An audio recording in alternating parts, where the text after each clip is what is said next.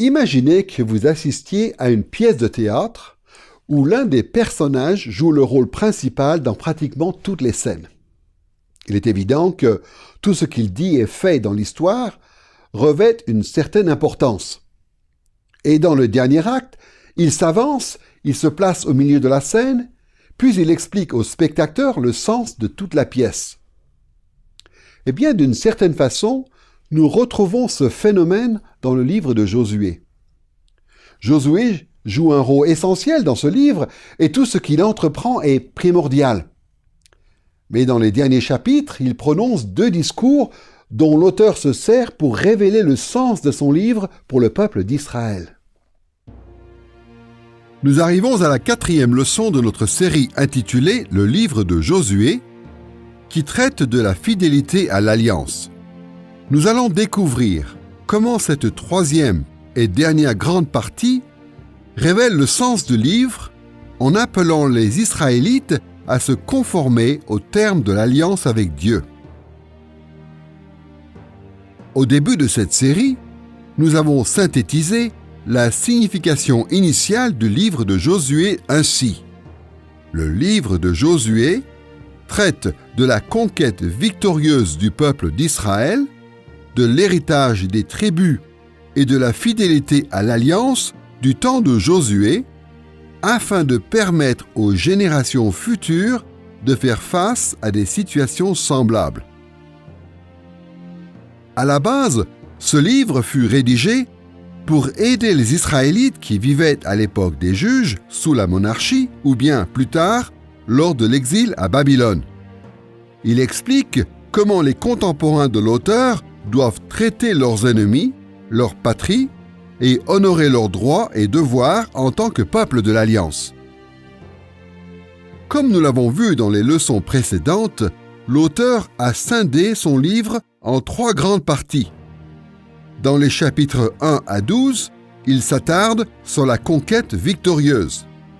Dans les chapitres 13 à 22, il porte son attention sur l'héritage des tribus d'Israël. Enfin, aux chapitres 23 et 24, il aborde la fidélité à l'alliance. Dans cette leçon, nous allons examiner cette dernière grande section. La 3e partie du livre de Josué se compose de 2 blocs et d'un épilogue. Tout d'abord, nous avons un discours au chapitre 23, versets 1 à 16, dans lequel Josué donne les avertissements de l'Alliance. Puis nous lisons un second discours au chapitre 24, versets 1 à 28, prononcé lors d'une cérémonie de renouvellement de l'Alliance, et finalement, dans les versets 29 à 33, l'auteur ajoute un bref épilogue nous rapportant la mort de Josué et quelques événements ultérieurs. Dans notre leçon sur la fidélité à l'Alliance d'Israël, nous parcourrons ces derniers chapitres en 3 étapes. Nous étudierons d'abord les avertissements de l'Alliance dans le premier discours de Josué, puis le renouvellement de l'Alliance avec quelques remarques sur l'épilogue qui suit. Nous terminerons en développant l'application pour le chrétien dans cette partie du livre. Commençons par les avertissements de l'Alliance. Si vous connaissez bien votre Bible, vous savez sans doute que les auteurs de l'Ancien comme du Nouveau Testament mettent souvent en garde leurs lecteurs contre le danger de se révolter contre Dieu. Cependant, beaucoup d'évangéliques ne font pas le lien entre ces avertissements et la notion biblique d'alliance. Nous avons plutôt tendance à associer les alliances de Dieu à ses bénédictions. Certes, nous avons pu observer que l'auteur de ce livre parle fréquemment des manifestations de la bonté de Dieu envers les Israélites au travers de son alliance avec eux. Mais, comme nous le constaterons au chapitre 23, il attire aussi notre attention sur les mises en garde contre les jugements qui s'abattent sur ceux qui transgressent cette alliance. Afin d'étudier ces avertissements de l'Alliance, nous allons suivre un canevas bien rodé. Premièrement, nous examinerons la structure et le contenu de cette partie. Ensuite, nous réfléchirons à sa signification initiale, autrement dit, le résultat escompté auprès des premiers lecteurs. Prenons tout d'abord la structure et le contenu de ce chapitre. Souvenez-vous, Josué avait mené les Israélites à la conquête de Canaan jusqu'au centre du pays et il avait remporté des victoires majeures dans le sud et le nord. Josué avait aussi préservé l'unité nationale d'Israël, alors que chacun allait s'installer dans l'héritage qui lui avait été attribué en Transjordanie et en Cisjordanie. Toutefois, à cet instant de l'histoire, l'auteur tourne nos regards vers un rassemblement organisé à l'initiative de Josué, probablement à Silo, dans le territoire d'Éphraïm. Le peuple se réunit pour entendre les instructions déterminantes que Josué veut leur donner. Dans l'intérêt de notre étude, il est préférable de scinder ce chapitre en deux parties, en commençant par la convocation de Josué, que nous trouvons au chapitre 23, verset 1 à la première partie du verset 2. Il est important de relever que ce livre mentionne d'autres occasions auxquelles Josué a rassemblé le peuple. Cependant, la description de cette assignation nous prouve que l'auteur y attache une importance particulière. Premièrement, au chapitre 23, verset 1, l'auteur mentionne que Josué était vieux, d'un âge avancé. Cette même expression est employée au début de la deuxième partie de notre livre, au chapitre 13, verset 1, mais dans ce cas-ci, l'auteur ajoute que beaucoup de temps s'était écoulé. Et pour aller dans le même sens, au chapitre 23, verset 2, Josué commence son discours en disant « Je suis vieux, d'un âge avancé ». Puis au verset 14, il va jusqu'à déclarer « Je m'en vais aujourd'hui, où va tout ce qui est terrestre ». Cette insistance sur le grand âge de Josué nous indique que ce rassemblement était une de ses dernières initiatives en tant que chef d'Israël.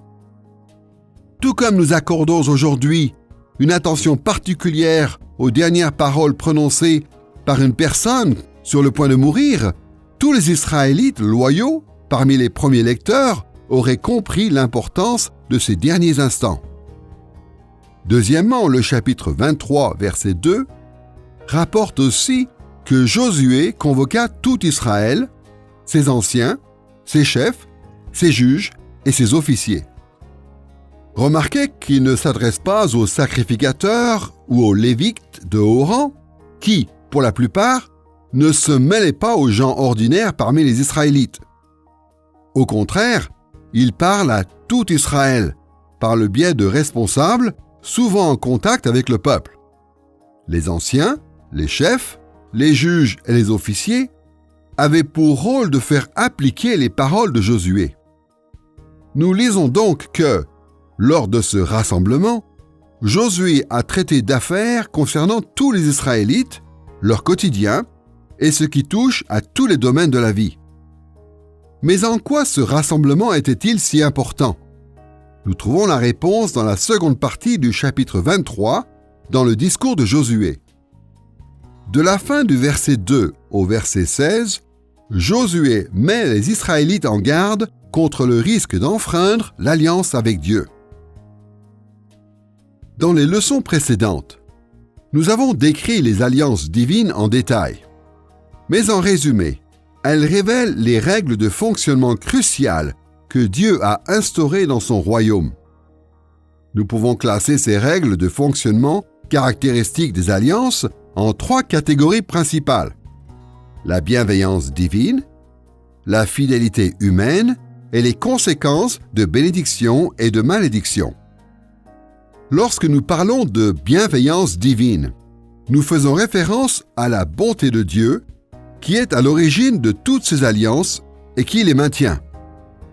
Les êtres humains n'ont jamais su entamer ou préserver une relation d'alliance avec Dieu en s'appuyant sur leurs propres capacités ou leurs propres forces. La bienveillance divine est toujours indispensable. En même temps, les alliances divines sous-entendent toujours une fidélité humaine comme un signe de reconnaissance en réponse à la bienveillance de Dieu. Les hommes sont appelés à offrir leurs loyaux services au regard de tout ce que l'Éternel a fait pour eux. Mais dans les Écritures, les alliances divines impliquent aussi des conséquences de bénédiction et de malédiction. Quand le peuple de Dieu lui est fidèle et qu'il observe ses commandements, il jouit de son abondante bénédiction.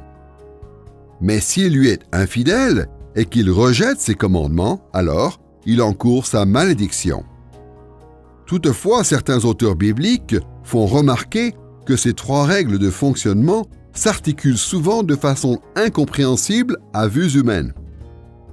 La patience et le pardon de Dieu, comme sa sévérité et son jugement, peuvent nous surprendre, car ses voies sont bien au-delà de tout ce que nous pouvons appréhender. Cependant, encore et toujours, les auteurs bibliques nous garantissent que Dieu est fidèle au terme de ses alliances et qu'il les gère avec une grande abondance de bonté, d'intelligence et de sagesse. Comme nous allons le constater, le discours de Josué au chapitre 23 fait allusion à ces trois règles de fonctionnement qui caractérisent les alliances. Mais avant tout, Josué insiste sur les avertissements contre les malédictions encourues par le peuple d'Israël s'il fait preuve d'infidélité à l'égard de Dieu. Lorsque Josué s'adresse au peuple au chapitre 23, dans les 16 premiers versets, il lui décrit les avertissements compris dans les termes de l'Alliance. Josué rappelle aux Israélites que Dieu leur a ordonné d'être fidèles.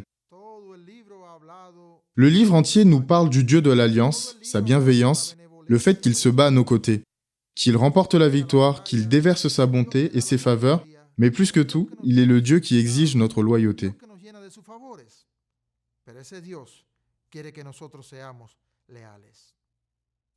Alors, Josué leur explique en quoi consiste l'obéissance, ses conséquences et les répercussions de leur désobéissance.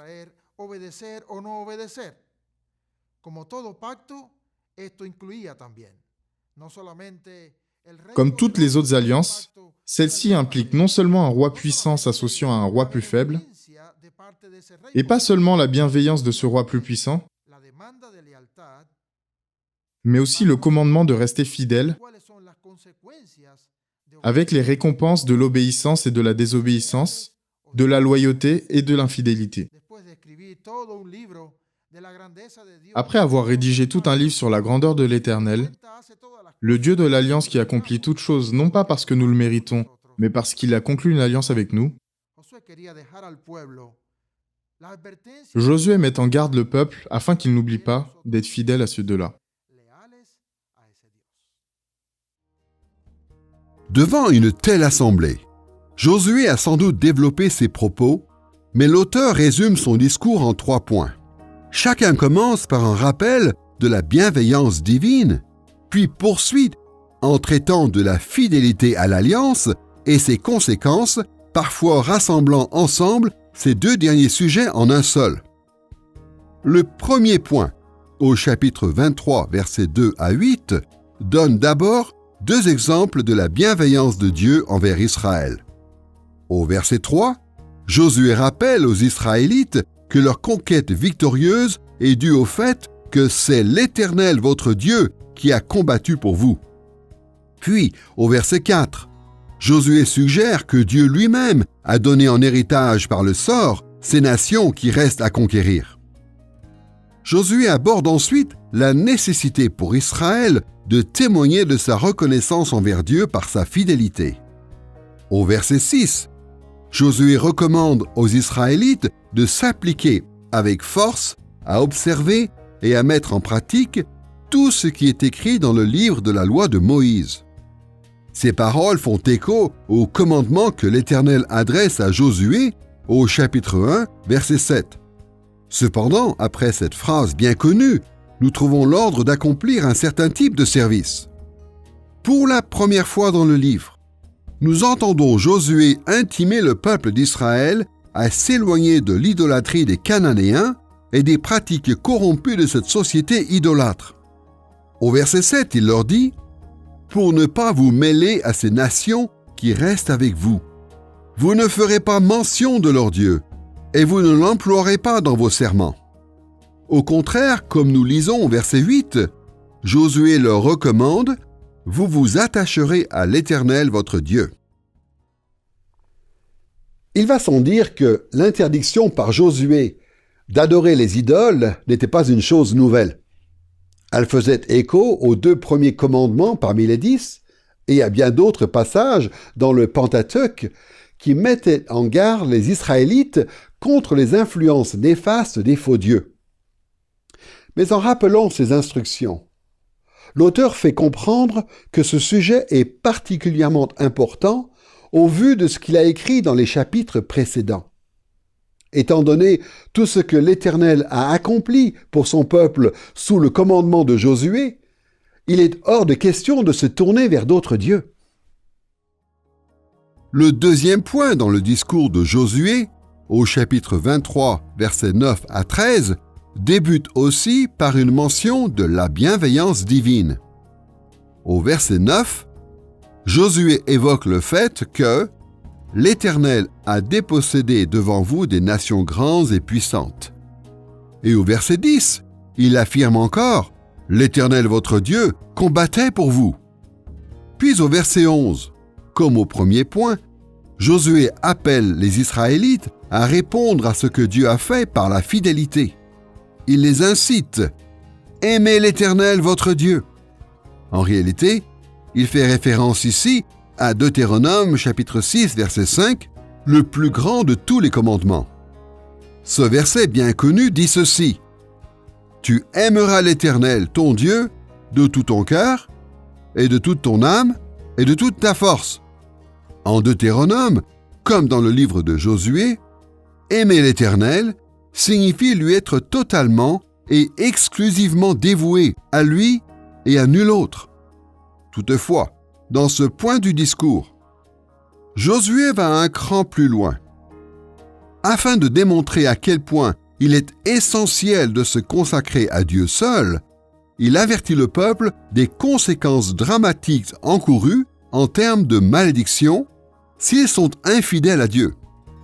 Comme il l'explique au verset 12 et 13, « Si vous vous attachiez à ces autres nations qui restent avec vous, si vous vous unissez avec elles par des mariages, et si vous vous mêlez à elles, alors l'Éternel, votre Dieu, ne continuera pas à déposséder ces nations devant vous. » Puis il poursuit, « Elles seront pour vous un filet et un piège, jusqu'à ce que vous périssiez sur cette bonne terre. » Malgré tout ce que l'Éternel avait accompli en leur faveur, si les Israélites se conformaient aux pratiques des Cananéens restés dans le pays promis, alors ils subiraient le terrible jugement de Dieu. À bien des égards, cette insistance sur les malédictions sort de l'ordinaire.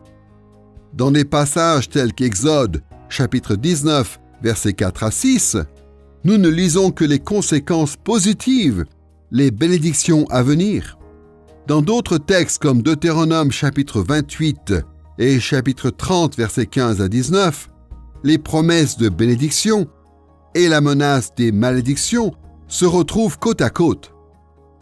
Mais dans cette partie du discours de Josué, il évoque uniquement les futures répercussions sous forme de malédiction. Dans le troisième point de son discours, au chapitre 23, versets 14 à 16, Josué fait encore allusion d'abord à la bienveillance divine. Au verset 14, nous lisons « Aucune de toutes les bonnes paroles prononcées sur vous par l'Éternel votre Dieu n'est restée sans effet. » Cette déclaration rappelle le chapitre 21, verset 45, où l'auteur fait le même constat. Mais dans ce troisième point, Josué ne fait pas appel à la loyauté du peuple, il enclenche directement avec les avertissements concernant les terribles conséquences encourues par les Israélites s'ils enfreignent l'alliance. Au chapitre 23, verset 15, il insiste sur le fait que Dieu leur infligera toutes les menaces jusqu'à ce qu'ils vous aient détruits sur cette bonne terre. Comme nous le voyons dans des passages tels que Lévitique, chapitre 26, et Deutéronome chapitre 4 et 28, la révolte contre Dieu ne peut mener qu'à la destruction d'Israël et à une période d'exil loin de la terre promise. La progression décrite par ces 3 points révèle l'intention première de Josué dans son discours. Il veut avant tout avertir le peuple des conséquences désastreuses qu'il subirait s'il ne manifestait pas la reconnaissance à Dieu pour ses bontés. Il est important de relever que Josué ne promet pas de telles rétributions pour des fautes mineures. Il avertit Israël, au chapitre 23, verset 16, « Si vous enfreignez l'alliance que l'Éternel votre Dieu a promulguée pour vous, si vous allez rendre un culte à d'autres dieux », l'expression traduite par enfreindre vient de l'hébreu « abar ». L'auteur emploie ce terme pour de graves crimes de trahison, comme dans le cas d'Acan, au chapitre 7, versets 10 et 15. Josué ne pense pas à de simples imperfections ou à des peccadilles. Il fait allusion à l'idolâtrie comme à une apostasie, ou ainsi qu'il le décrit lui-même, l'infamie qui consiste à servir d'autres dieux. Le voyons clairement dans le passage qui se trouve en 23:16. Il met en garde le peuple de ne pas aller servir d'autres dieux. Donc, dans ce cas-ci, enfreindre l'alliance de l'Éternel revient à transgresser les 2 premiers commandements, ce qui romprait l'alliance. Moïse avait déjà averti les Israélites à cet égard dans les bénédictions et les malédictions de l'alliance qui se trouvent en Lévitique 26. Il les incitait aussi à ne pas commettre une telle faute dans des passages comme Deutéronome 4, 25 à 31 et Deutéronome 28 à 32. Ainsi, Josué poursuit l'œuvre de son mentor Moïse. Il exhorte le peuple, maintenant qu'il a traversé le Jourdain et conquis le pays, à ne pas désobéir aux commandements et par là même à enfreindre l'alliance de l'Éternel. Moïse avait averti des conséquences. Si les Israélites agissaient ainsi, ils seraient bannis du pays. Dans un sens, en respectant l'alliance, Josué les somme à vivre longtemps dans le pays.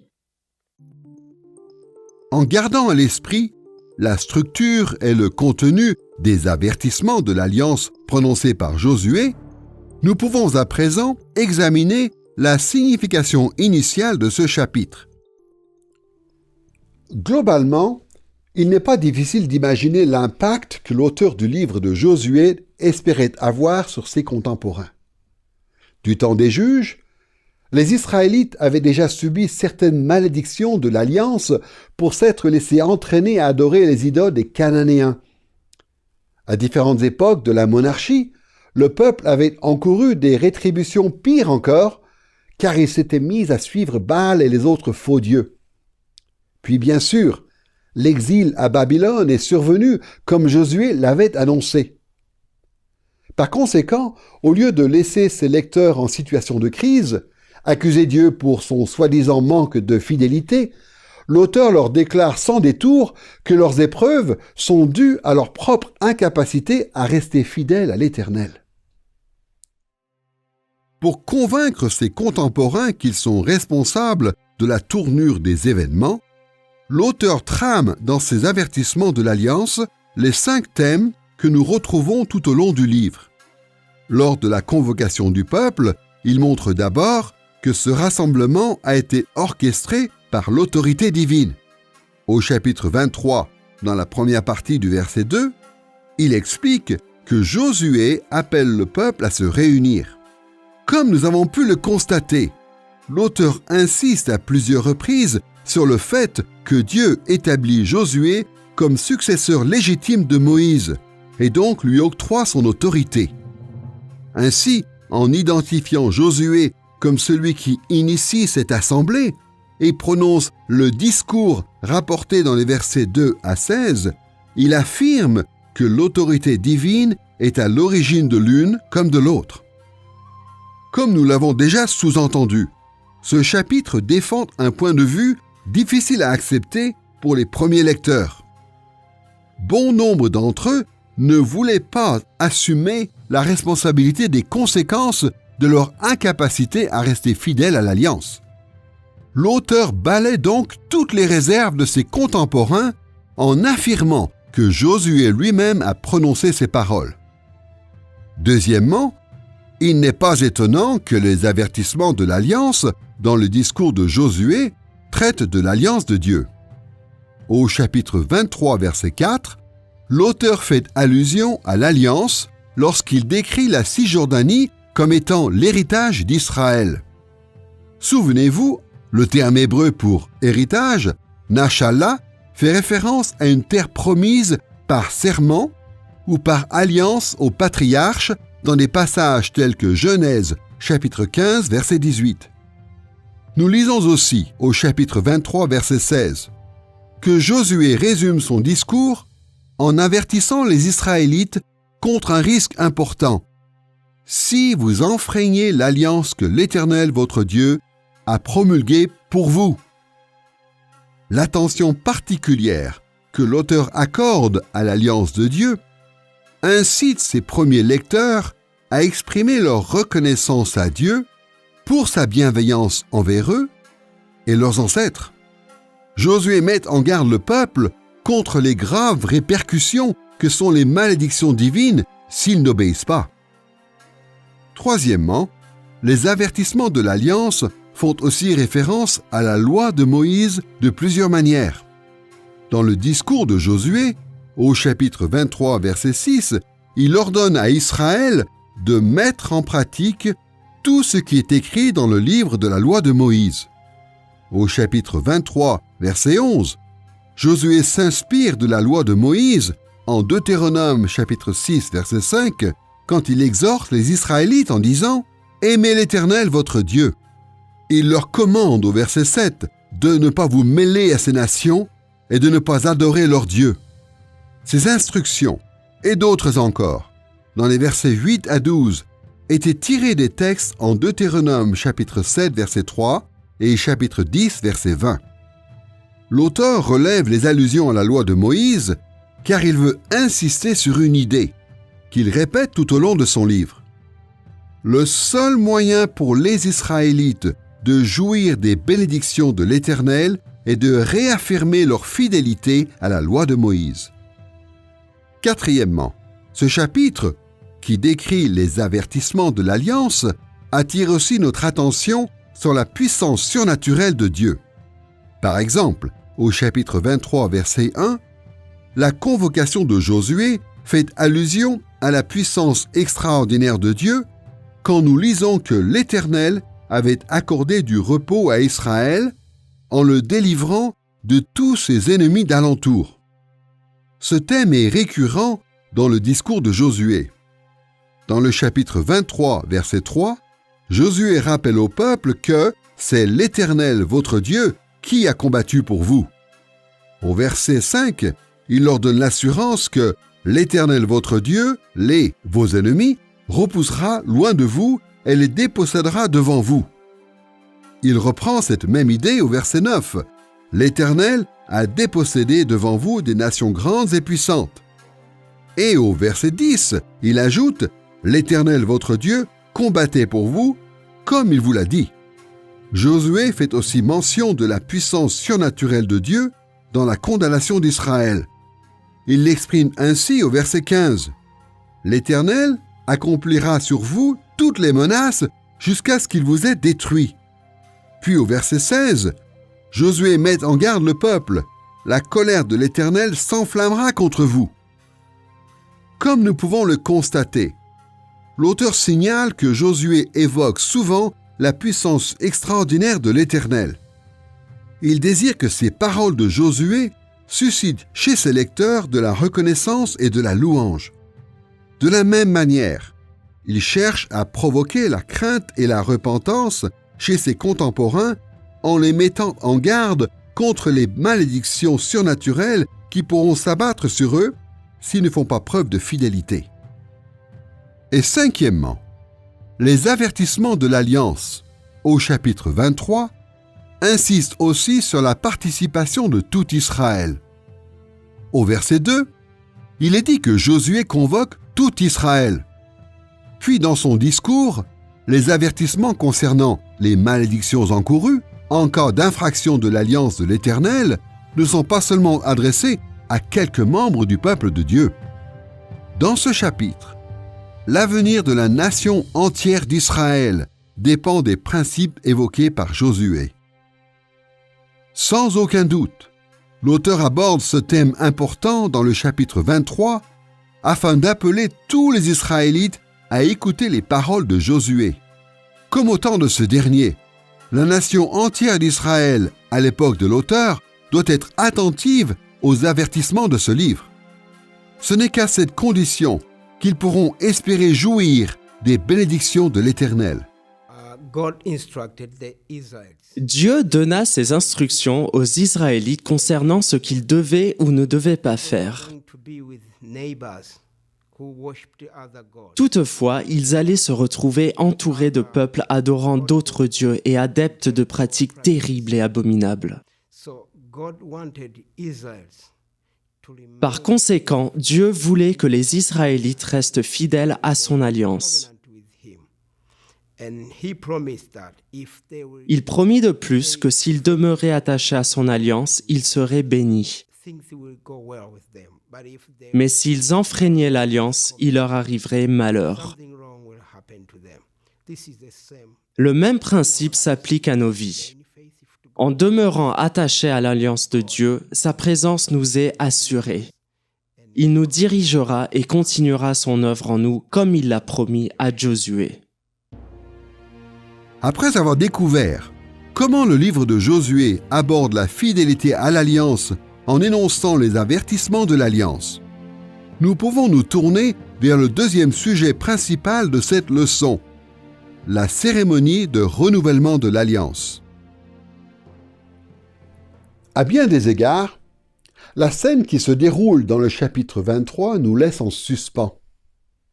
Josué vient de prononcer un discours avertissant le peuple d'Israël des terribles conséquences qu'il encourt s'il enfreint l'alliance avec Dieu. Mais rien ne nous est dit concernant la réaction des Israélites.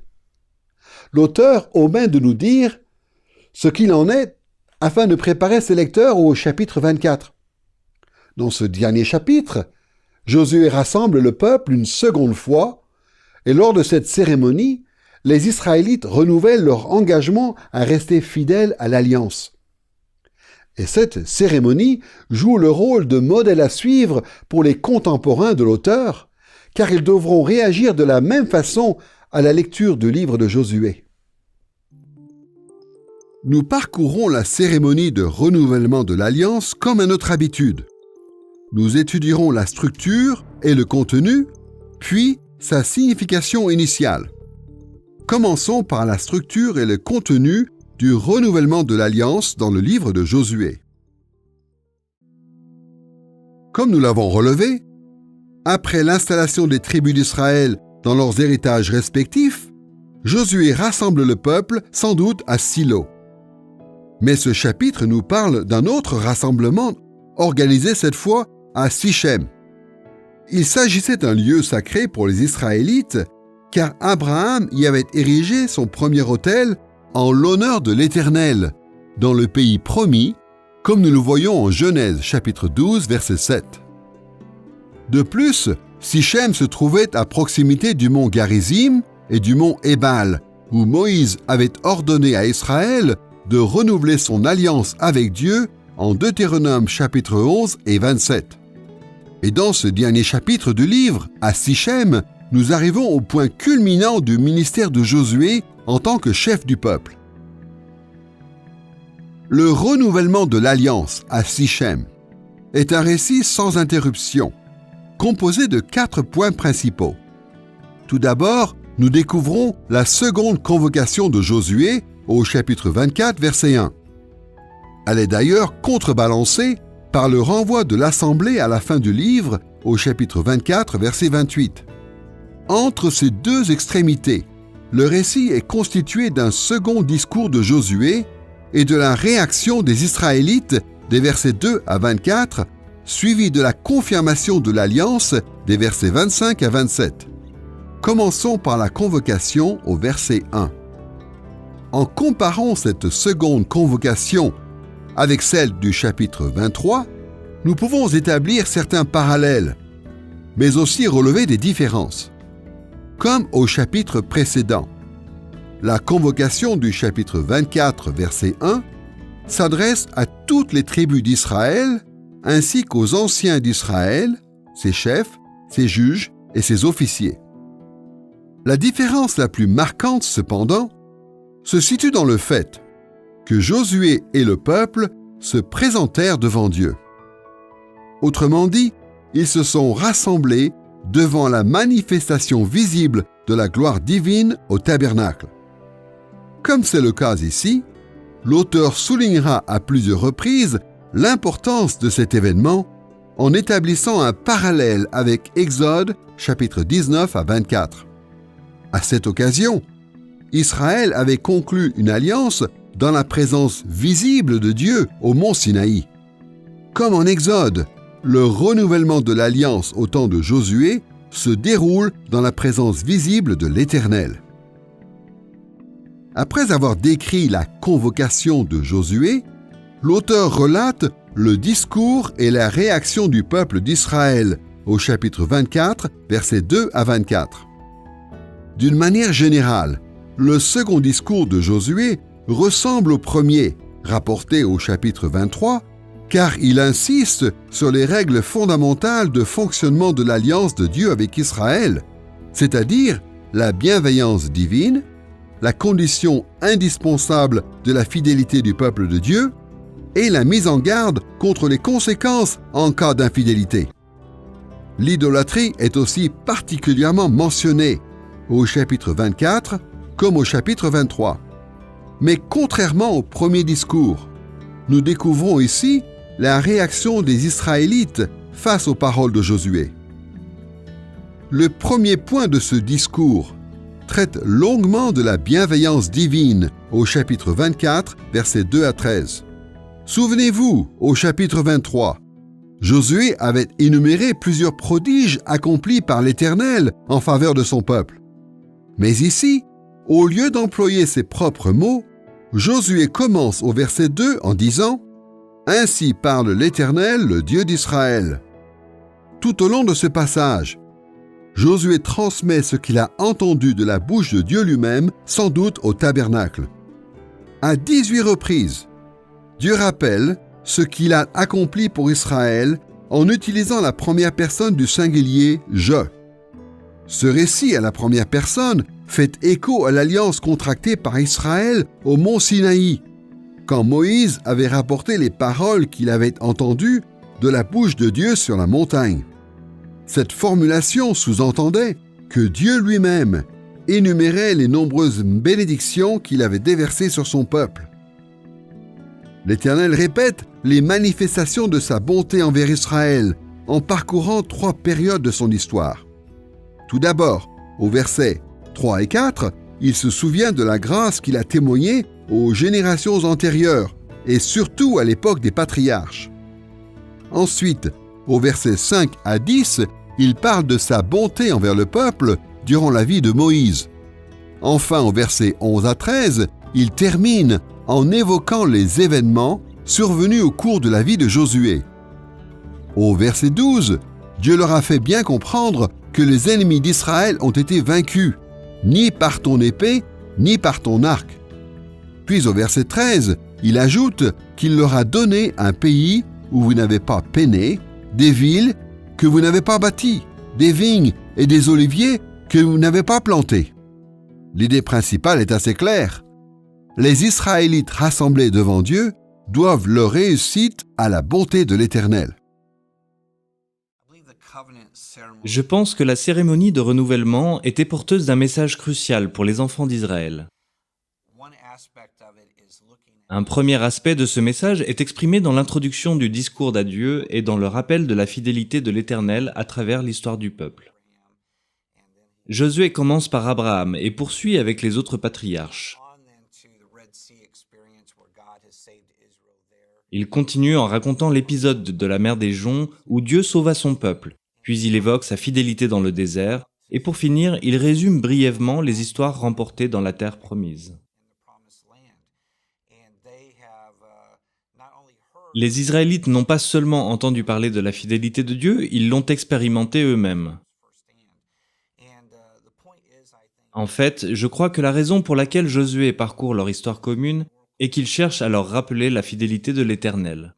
Il est présent parmi son peuple, déjà depuis l'époque d'Abraham, et il continue à tenir ses engagements. C'est pourquoi ils doivent eux aussi lui être loyaux. Dans le deuxième point du discours de Josué, au verset 14 à 24, Josué renvoie aux bontés de l'Éternel, il appelle le peuple à manifester sa fidélité, puis il l'avertit des conséquences en cas d'échec. Et comme en Exode chapitre 19 et 24, Josué s'attend à une réponse de la part des Israélites et il la reçoit. Ce point est composé de 3 appels et de 3 réponses. Le premier appel et la première réponse sont rapportés dans les versets 14 à 18. Au verset 14, Josué sollicite les Israélites en leur disant « Craignez l'Éternel et servez-le avec intégrité et fidélité. » Puis il leur explique que la première étape pour y parvenir consiste à suivre les instructions suivantes.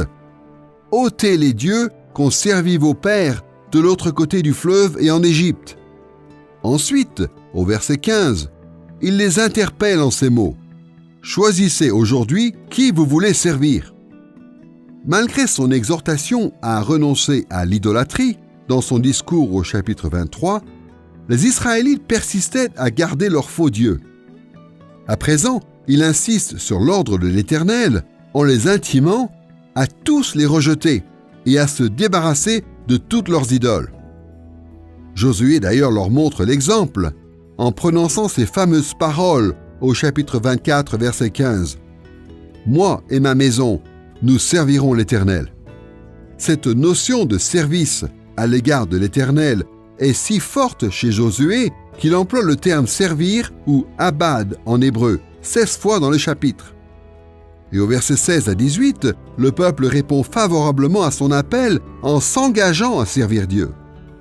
Comme nous pouvons le lire au verset 18, les Israélites annoncent « Nous aussi, nous servirons l'Éternel, car il est notre Dieu. » Le deuxième appel et la deuxième réponse se trouvent dans les versets 19 à 22. Au verset 19, Josué interpelle l'assemblée en disant « Vous ne pourrez pas servir l'Éternel, car c'est un Dieu saint, c'est un Dieu jaloux, il ne pardonnera pas vos crimes et vos péchés. » En réalité, Josué ne veut pas dire par là que les Israélites sont incapables de servir l'Éternel et que ce dernier ne pardonnera pas leurs rébellions et leurs fautes en tout temps et en toutes circonstances. Il explique en fait qu'ils ne peuvent pas s'engager à servir l'Éternel et jouir de ses bénédictions s'ils ne se débarrassent pas de leurs idoles. Même si jusque-là, Dieu dans sa patience n'avait pas tenu compte de leurs péchés, il ne fermerait désormais plus les yeux.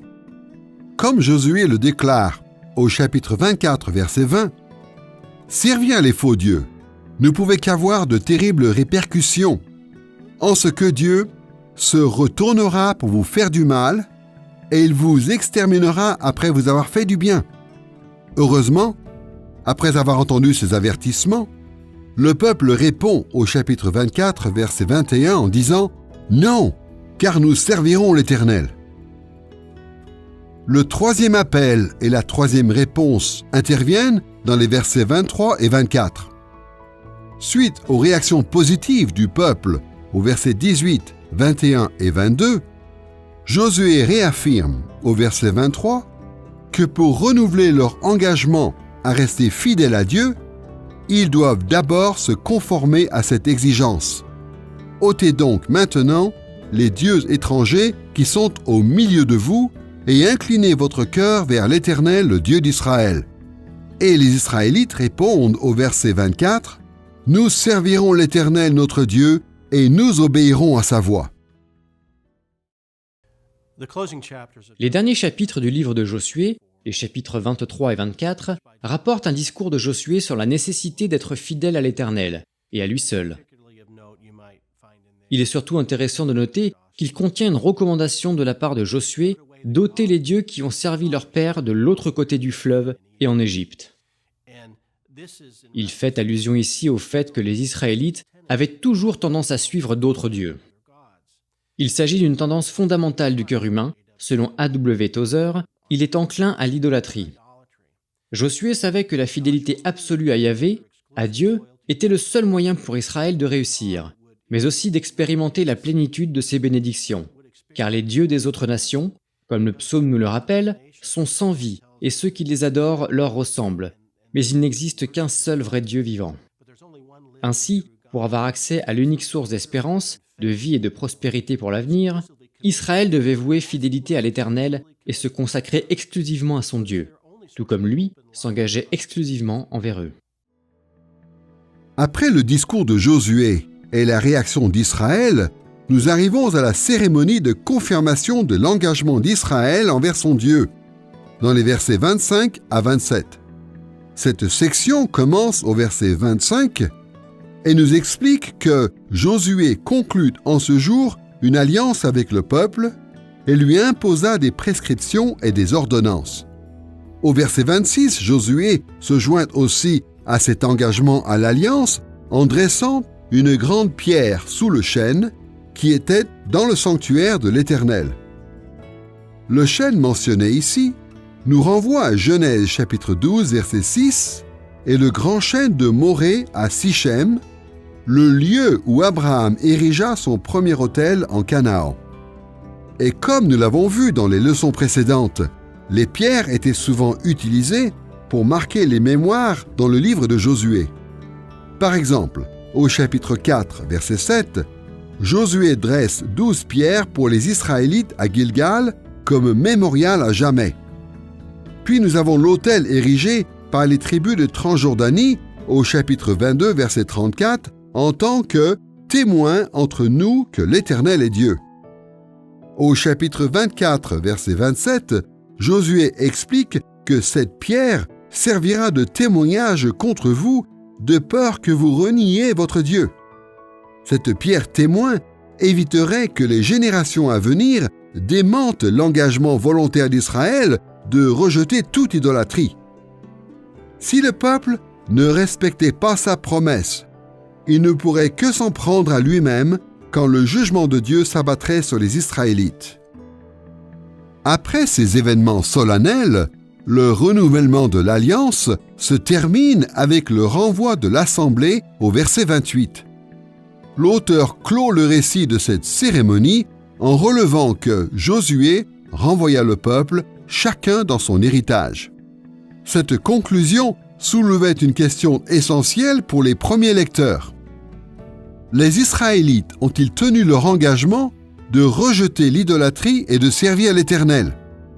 Dans l'épilogue à la fin du livre, au chapitre 24, verset 31, l'auteur nous apprend que Israël servit l'Éternel pendant toute la vie de Josué et pendant toute la vie des anciens qui survécurent à Josué.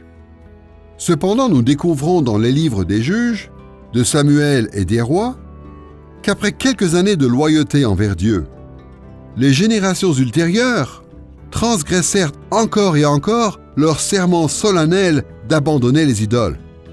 Et les contemporains de l'auteur connaissaient les conséquences douloureuses qu'ils avaient subies pour cette infidélité. En tenant compte de la structure et le contenu du renouvellement de l'Alliance dans le livre de Josué, considérons la signification initiale. Globalement, les implications du renouvellement de l'Alliance à l'époque de Josué sont assez claires pour ses premiers lecteurs. À la fin de la rédaction du livre, Israël avait déjà rompu l'alliance contractée par leurs ancêtres du temps de Josué. Les conséquences de leur désobéissance étaient on ne peut plus évidentes. Pour ceux qui se demandaient pourquoi tant de malheurs les avaient frappés, Josué chapitre 24 offrait une explication limpide. Il méritait le jugement divin pour avoir enfreint de manière éhontée l'alliance avec Dieu. Dans une leçon précédente, nous avons expliqué que les premiers lecteurs du livre de Josué vivaient soit à l'époque des juges, soit sous la monarchie, ou plus tard, lors de l'exil à Babylone. Quelle qu'ait été la période, le peuple d'Israël subissait les terribles répercussions de leur rupture de l'alliance renouvelée par Josué au chapitre 24 de notre livre. À l'époque des juges, bon nombre d'Israélites s'étaient laissés entraîner par l'idolâtrie. Par conséquent, certaines régions du pays passaient par des cycles de défaite et de délivrance. Pendant les années de monarchie, l'adoration des faux dieux les plongea dans toutes sortes de détresse. Dans le royaume du Nord, les attaques répétées des Assyriens menèrent finalement à la chute de Samarie et à l'exil de la majorité de la population. Plus tard, l'idolâtrie du royaume du Sud eut aussi pour résultat la chute de Jérusalem et l'exil à Babylone. Pendant tout ce temps, les Israélites fidèles à Dieu cherchaient comment obtenir le pardon divin ainsi que ses bénédictions. Josué chapitre 24 leur offrait des éléments de réponse. Israël devait se souvenir des nombreuses bontés de l'Éternel et renouveler son alliance avec lui. Pour ce faire, il fallait que les Israélites se consacrent exclusivement au service du seul vrai Dieu, tout comme leurs ancêtres l'avaient fait du temps de Josué. Afin de pousser ses contemporains à réagir, l'auteur tisse encore une fois ses 5 thèmes principaux tout au long de ce chapitre sur le renouvellement de l'Alliance. Premièrement, il fait bien comprendre que l'autorité divine cautionne ce réengagement. Comme au chapitre 23, la convocation du chapitre 24, verset 1, cite le nom de Josué afin de clairement montrer que le chef ordonné par Dieu est à l'origine de cette cérémonie. De plus, le discours de Josué et la réaction d'Israël au chapitre 24, verset 2, sont introduits par les mots « Ainsi parle l'Éternel ». Cette expression ne laisse aucun doute sur le fait que Dieu approuve les événements qui se déroulent dans ce chapitre. L'auteur poursuit alors avec le discours en répétant régulièrement que Josué, le serviteur établi par l'Éternel, s'adresse à l'assemblée. En soulignant l'autorité divine dans ce chapitre, l'auteur incite chacun de ses contemporains à écouter attentivement ses paroles. S'ils ne tenaient pas compte de ce renouvellement de l'alliance au temps de Josué, et qu'ils n'en faisaient qu'à leur tête, alors, selon l'auteur, ils iraient à l'encontre de l'autorité de Dieu. Deuxièmement, tout au long du renouvellement de l'engagement, Josué fait constamment référence à l'alliance de Dieu. Son discours et la réaction d'Israël évoquent ces règles de fonctionnement telles que la bienveillance divine, la fidélité humaine et les conséquences de la désobéissance. De plus, lors des cérémonies d'intérinement, l'auteur déclare au chapitre 24, verset 25, que Josué conclut en ce jour une alliance avec le peuple.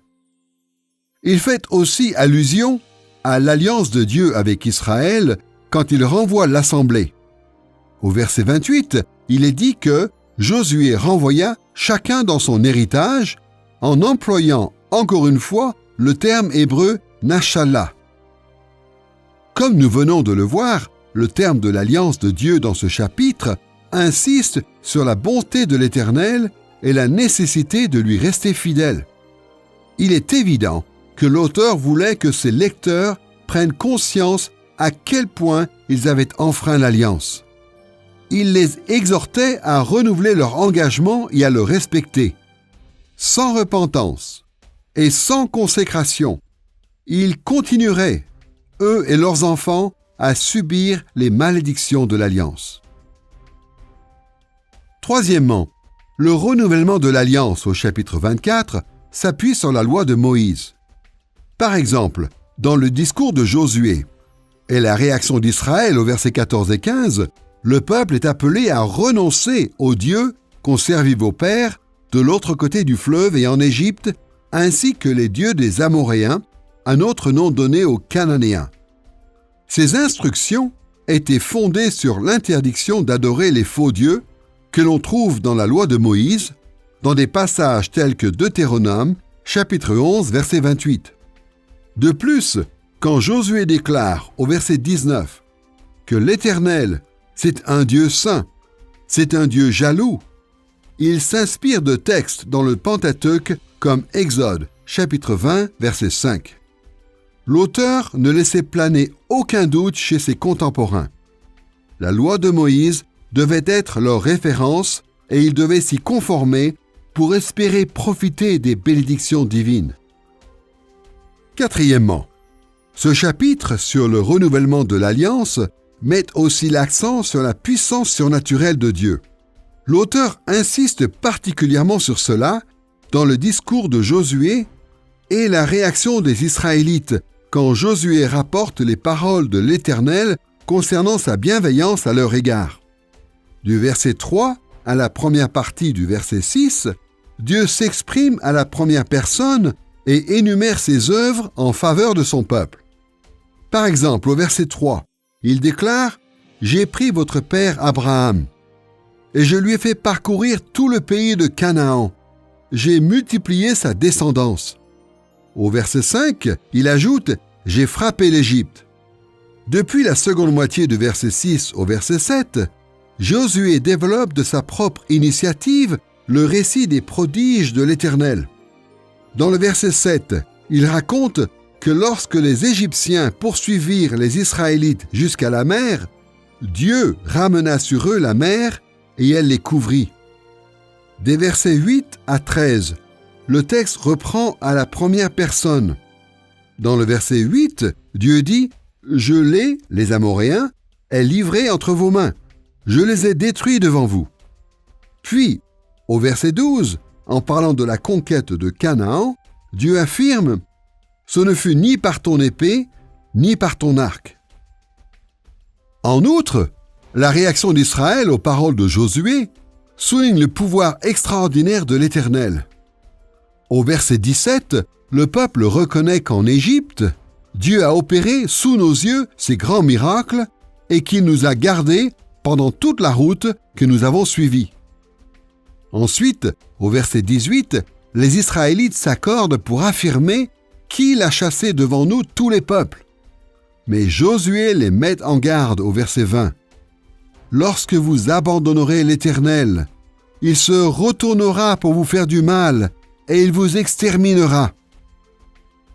Cette proclamation de la puissance surnaturelle de Dieu rappelle aux premiers lecteurs la grandeur du Dieu qu'ils servent.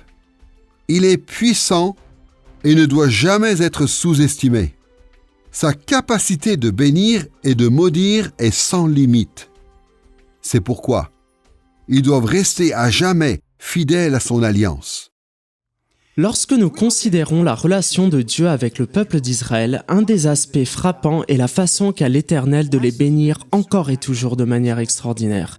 Je pense qu'il y a une raison essentielle à cela qui va leur permettre de préserver leur relation avec Dieu et leur fidélité à l'Alliance. Les bénédictions surnaturelles qu'il déverse sur eux, à mon avis, sont le meilleur moyen sur le long terme de constamment rappeler aux bénéficiaires qu'il est un Dieu aimant qui se préoccupe de nous et qui ne nous laissera ni ne nous abandonnera jamais. Et grâce à cet amour que nous recevons de la main divine, nous nous tournons vers lui, nous continuons à l'aimer en retour et nous demeurons fidèles à cette relation. Et pour finir, cinquièmement, le renouvellement de l'Alliance commence et termine par une information selon laquelle tout Israël participe à cet événement.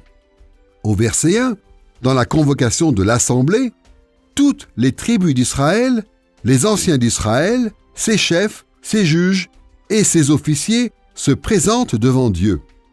La conclusion du récit, au verset 28, annonce que Josué renvoie chacun dans son héritage. Tout Israël s'est rassemblé, a renouvelé l'alliance, puis s'en est allé pour s'installer dans l'héritage que Dieu lui avait accordé. L'objectif de l'auteur est clair. Puisqu'il en était ainsi du temps de Josué, ses contemporains devaient renouveler eux aussi l'alliance avec leur Dieu.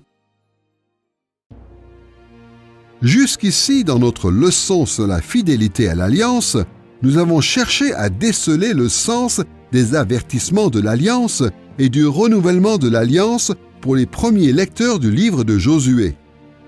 Nous allons à présent nous tourner vers le troisième point de cette leçon, l'application pour le chrétien tirées de cette partie du livre. Comment pouvons-nous, vous et moi, mettre ces vérités en pratique dans notre vie de tous les jours en tant que croyants? La dernière grande partie de notre livre incite les premiers lecteurs à réfléchir sur les règles de fonctionnement de l'alliance avec l'Éternel et surtout de la nécessité de demeurer fidèle à cette alliance. Et par la même occasion, elle les incite à réfléchir sur les malédictions encourues en cas de désobéissance. Pour sa part, Josué aurait eu à l'esprit les alliances conclues avec Abraham et Moïse. Les lecteurs, à des époques ultérieures, auraient eu en mémoire l'alliance contractée avec David. Cependant, comment ces principes fondamentaux de l'alliance de Dieu nous affectent-ils aujourd'hui? En tant que chrétiens, notre relation avec Dieu est surtout régie par ce que le prophète Jérémie, Jésus et les auteurs du Nouveau Testament appelaient la Nouvelle Alliance. Malheureusement, bon nombre de disciples sincères de Christ conçoivent la Nouvelle Alliance de façon telle qu'il est difficile d'établir un parallèle entre cette partie du livre de Josué et la vie chrétienne. Il faut donc nous arrêter un instant et réfléchir à ce que Jérémie avait annoncé concernant la Nouvelle Alliance et comment les auteurs du Nouveau Testament ont, eux, compris sa réalisation en Christ. Écoutons les paroles du prophète Jérémie en Jérémie chapitre 31, versets 31 et 32. « Voici que les jours viennent, oracle de l'Éternel, où je conclurai avec la maison d'Israël et la maison de Juda une alliance nouvelle, non comme l'alliance que j'ai conclue avec leur père le jour où je les ai saisis par la main pour les faire sortir du pays d'Égypte, alliance qu'ils ont rompue, quoique je sois leur maître, oracle de l'Éternel. » Ce passage annonce qu'après l'exil à Babylone, Dieu conclura une nouvelle alliance, ou autrement dit, une alliance renouvelée avec la maison ou le peuple d'Israël et la maison ou le peuple de Juda. Pendant une grande partie de son ministère, Jérémie prophétisa que Juda serait vaincu et emmené en exil par les Babyloniens. Toutefois, en Jérémie chapitre 31, il introduit son message en employant l'expression « Voici que les jours viennent ». Ailleurs, dans le chapitre, ces mots « Voici que les jours viennent » annoncent une période où Dieu déversera sa bénédiction sur Israël après le retour d'exil à Babylone. Il est important cependant de remarquer que cette nouvelle alliance ne ressemblerait pas à celle contractée avec leurs ancêtres du temps de Moïse. Comme nous l'avons lu en Josué chapitre 23 et 24, si les Israélites enfreignaient délibérément l'alliance avec l'Éternel en se tournant vers les faux dieux, ils subiraient les conséquences qui en découleraient et partiraient en exil loin de la terre promise. Malheureusement, le peuple a enfreint son alliance avec Dieu et a enduré la tyrannie des nations païennes pendant des centaines d'années. Cependant, la prophétie de Jérémie donna l'espoir à Israël qu'après l'exil, Dieu témoignerait sa miséricorde et conclurait avec lui une nouvelle alliance. En Jérémie chapitre 31, versets 33 et 34, Dieu s'assura que cette nouvelle alliance ne soit pas un échec comme celle conclue avec Moïse. Nous lisons « Mais voici l'alliance que je conclurai avec la maison d'Israël après ces jours-là. Oracle de l'Éternel. Je mettrai ma loi au-dedans d'eux. Je l'écrirai sur leur cœur. Je serai leur Dieu, et ils seront mon peuple. Celui-ci n'enseignera plus son prochain, ni celui-là son frère, en disant « Connaissez l'Éternel », car tous me connaîtront, depuis le plus petit d'entre eux jusqu'au plus grand, oracle de l'Éternel, car je pardonnerai leurs fautes et je ne me souviendrai plus de leurs péchés. En fait, ces versets expliquent que la nouvelle alliance ne pourra échouer, car Dieu transformera son peuple en profondeur afin qu'il lui soit fidèle. Il déclare « Je mettrai ma loi au-dedans d'eux, je l'écrirai sur leur cœur. » Comme nous l'enseignent des passages tels que Deutéronome chapitre 30 verset 10, l'idéal pour le peuple de Dieu a toujours été que son cœur soit en harmonie avec la loi de l'Éternel. Et par la grâce de Dieu, il a toujours maintenu un reste de fidèles désireux d'atteindre cet idéal.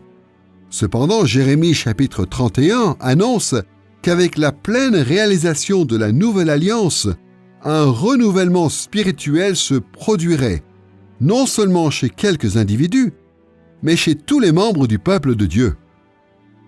Nous observons ici une différence frappante avec l'époque de Josué. Quand la nouvelle alliance s'accomplira pleinement, il ne sera plus nécessaire d'appeler le peuple de Dieu à lui être fidèle. Tous ses adorateurs le seront. L'Éternel déclare « Je pardonnerai leurs fautes et je ne me souviendrai plus de leurs péchés. » La promesse contenue dans le livre de Jérémie et celle du livre d'Ézéchiel annonce que Dieu écrira sa loi dans notre cœur et qu'il nous fera marcher dans ses voies, que son esprit habitera en nous et qu'il pardonnera nos péchés. Ainsi, la nouvelle alliance est comparable à l'ancienne, car elles sont toutes deux scellées par le sang. Mais comme le livre aux Hébreux le fait remarquer, la nouvelle alliance est meilleure que l'ancienne car elle est scellée par le sang du Fils de Dieu, et non pas par celui des bœufs ou des boucs qui ne pouvaient ôter nos fautes. Nous avons donc le merveilleux privilège de vivre sous la nouvelle alliance, de jouir de ses bénédictions et de connaître ses vérités de manière bien plus profonde qu'elles n'ont été comprises à l'époque de l'Ancien Testament.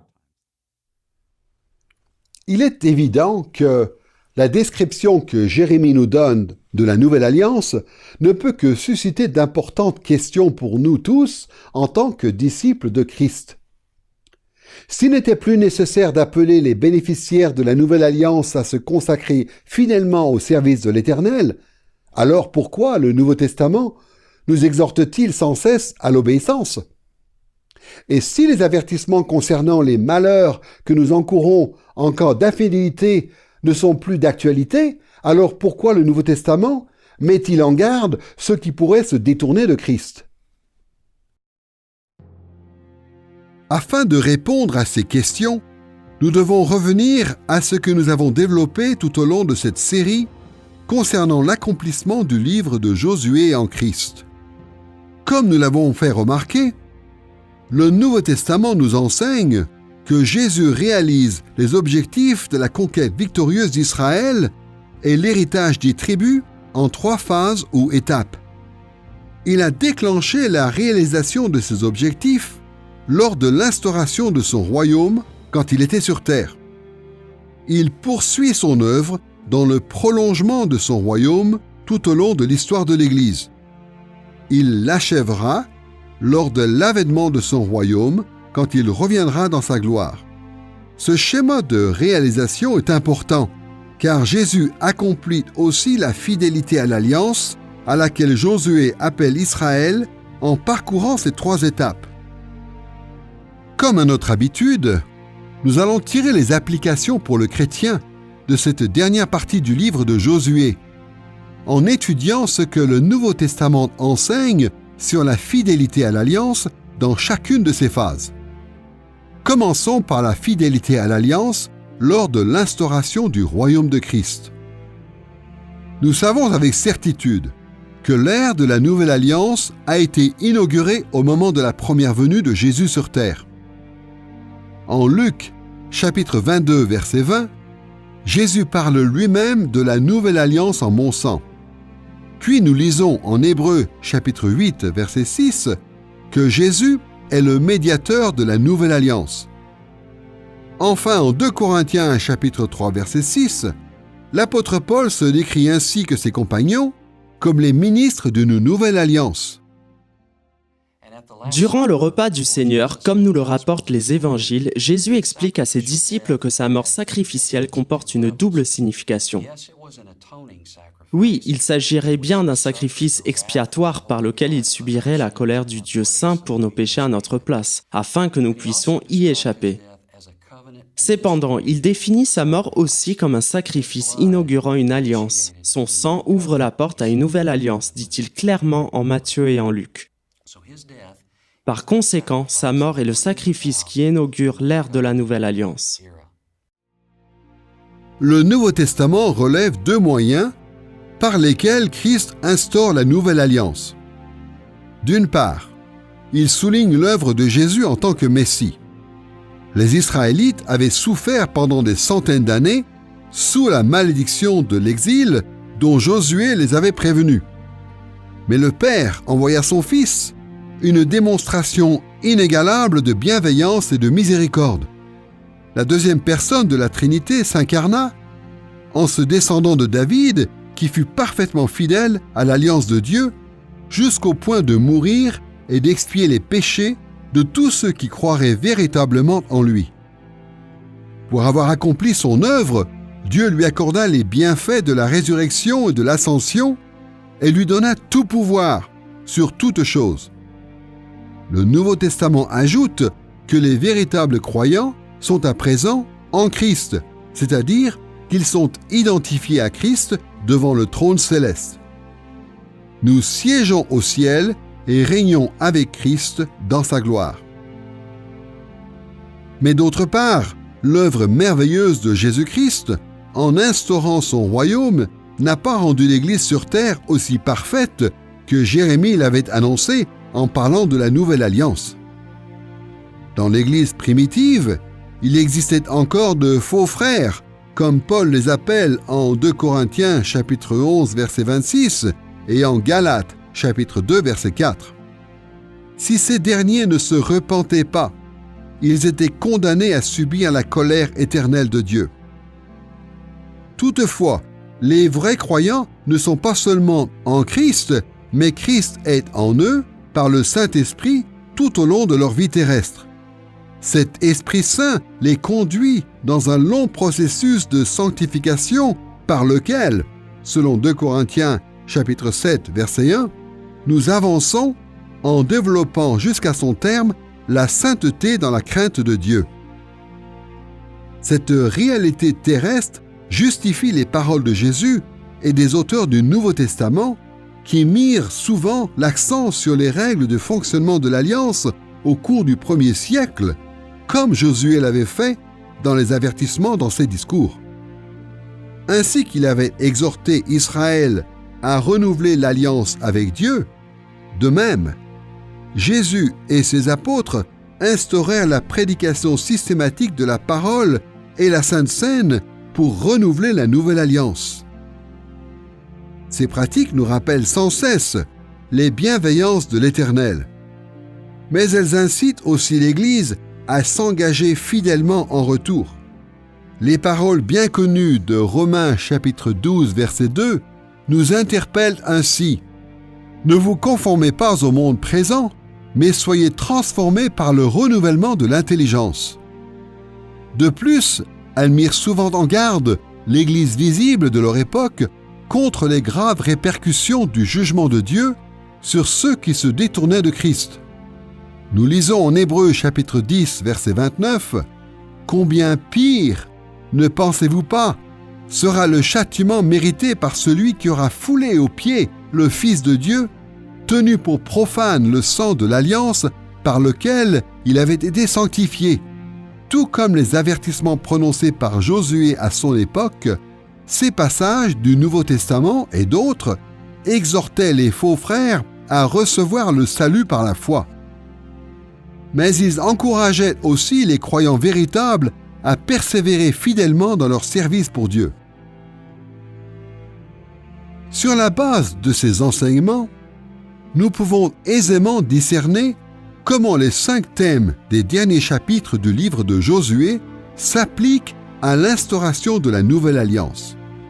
Quand nous constatons comment l'autorité divine est mise en avant dans la dernière partie du livre, il nous vient à l'esprit la façon dont cette autorité divine fut parfaitement déployée en Christ lors de sa première venue.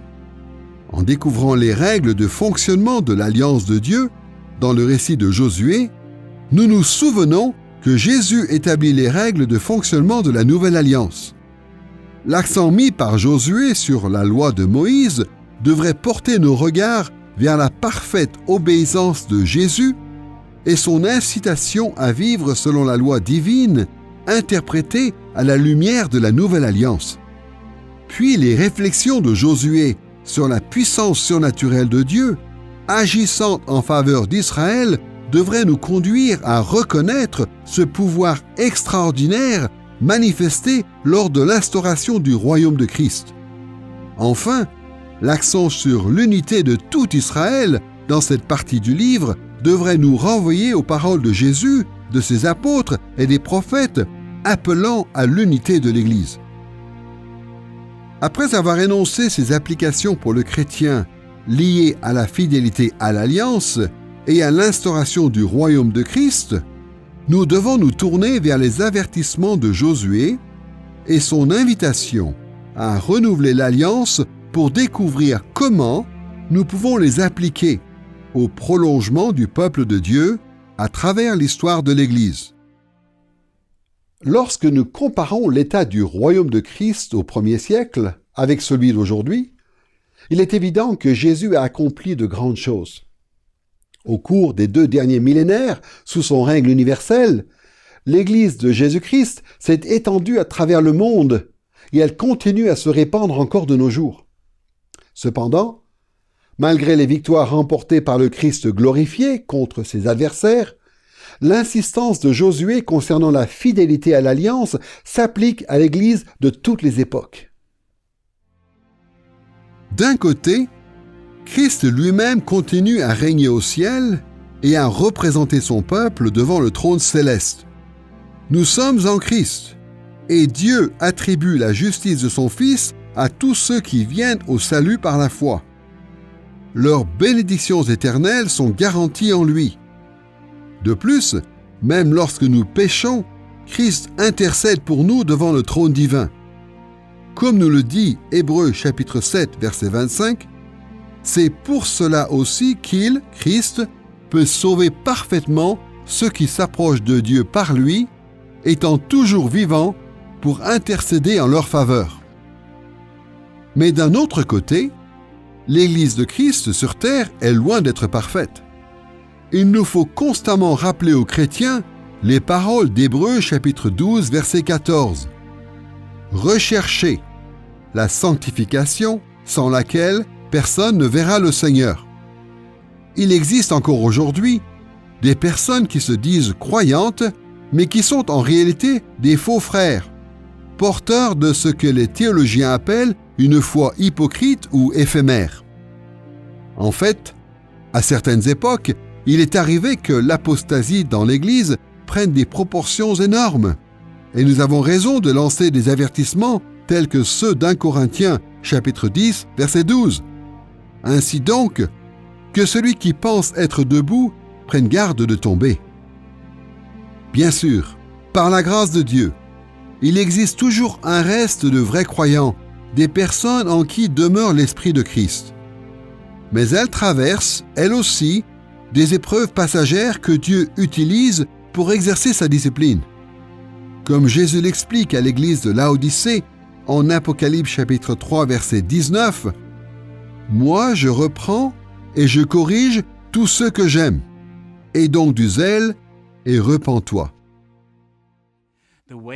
Le moyen par lequel Dieu témoigne son amour envers son peuple est la discipline qu'il exerce dans la vie terrestre de ceux qui lui appartiennent. Par conséquent, même si nous pouvons être reconnaissants de ce que Jésus a porté la malédiction éternelle en mourant sur la croix, Dieu fait aussi aux véritables croyants un cadeau merveilleux en permettant que, durant leur vie terrestre, ils endurent certaines difficultés, certaines épreuves, qu'ils soient l'objet de sa discipline, et même de certaines malédictions de son alliance, car il s'agit là de son instrument, son outil pour nous diriger dans les voies de la sainteté et de la justice afin que nous constations jour après jour l'accroissement de nos bénédictions dans le monde à venir.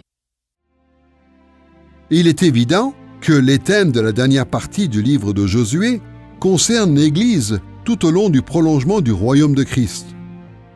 L'autorité divine, dans cette section du livre, renvoie à l'autorité de Christ sur nos églises et notre vie personnelle actuelle. Les règles de fonctionnement de l'Alliance de Dieu, dans le livre de Josué, nous incitent à appliquer les règles de fonctionnement de la nouvelle alliance en Christ en reconnaissant la bienveillance de l'Éternel, en lui demeurant fidèle et en acceptant les répercussions de ces alliances. Quand nous voyons l'insistance de Josué sur la loi de Moïse, nous devrions compter sur l'Ancien et le Nouveau Testament, toujours à la lumière de l'œuvre de Christ, pour nous diriger dans notre vie de tous les jours.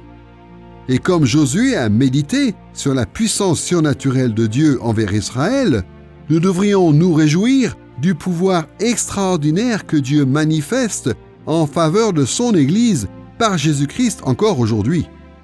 Finalement, bien sûr, l'importance accordée à tout Israël dans cette partie du livre nous encourage à travailler pour l'unité de toute la communauté de l'Alliance de Dieu en Christ alors qu'elle s'étend à la terre entière.